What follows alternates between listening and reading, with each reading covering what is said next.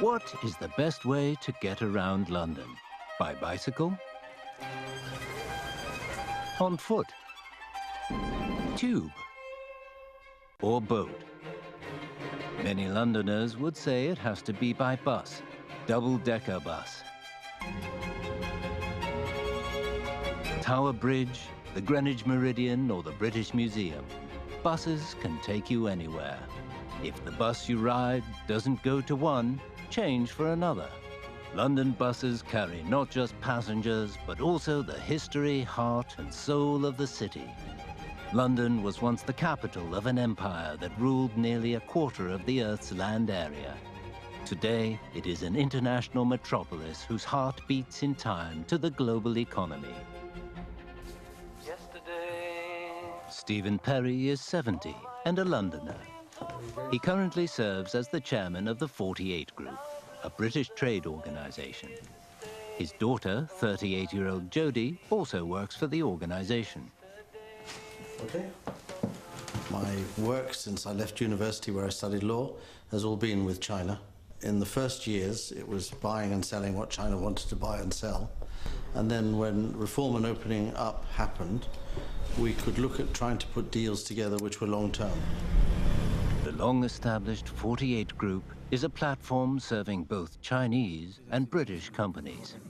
It provides policy interpretation, information consultancy, legal assistance and other services. Stephen is the chairman, as well as the most influential consultant to the group. At the end of March every year, Stephen and his daughter visit a cemetery in Hampstead Garden suburb in North London to pay their respects to Stephen's father, Jack. In June 1953, a 16-strong delegation from Britain broke through the barriers of the time and arrived in Beijing. Leading the delegation was the chairman of the London Export Corporation, Jack Perry. The next year, Jack and 47 other UK political and business leaders visited China again for formal trade talks. They were the icebreakers for Sino-British relations, who later became the 48 Group, a bridge for trade between the two nations ever since. Jack Perry died in 1997. In accordance with the wishes expressed in his will, his son Stephen scattered his ashes in the cemetery without raising a headstone. And even today, quite a number of people still don't approve of what we do, but I think with time, people can see that China has returned as a major nation, and my father had a lot to do with that. Not it's the Chinese people who brought the Chinese economy to return, but it was people like my father who were brave enough to stand up against a lot of opposition. After the death of his father, Stephen continued in his father's path. In 2013, when the Belt and Road Initiative was proposed, Stephen became one of the first to take an interest in and study the BRI in aspects such as policy and economics. I used to explain to people in 2013 what BRI was, to big companies. They would look at me and think I was mad. And I said, well, when you're ready, we'll talk about it some more. And now they're realizing that they can either sit back and try and protect the West behind a bamboo curtain, but then they lose half the world's markets, or they're going to work with Chinese companies to open up this whole vast area called Eurasia, rebuild the Middle East, and create an industrial revolution in Africa. And if that isn't enough for the businesses of the world for the next 100 years, I don't have any better ideas than that. In the 6 years since the launch of the BRI, China has invested heavily in the infrastructure development of countries along the route.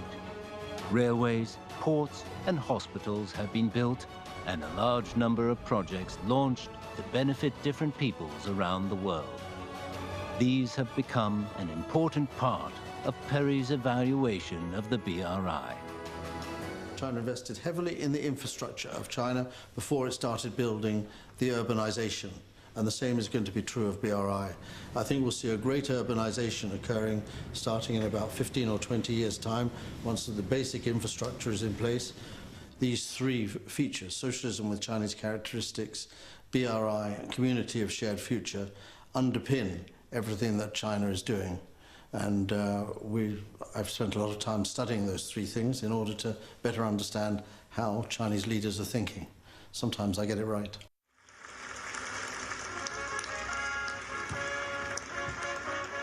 On December 18, 2018, a conference was held in Beijing to celebrate the 40th anniversary of China's reform and opening up.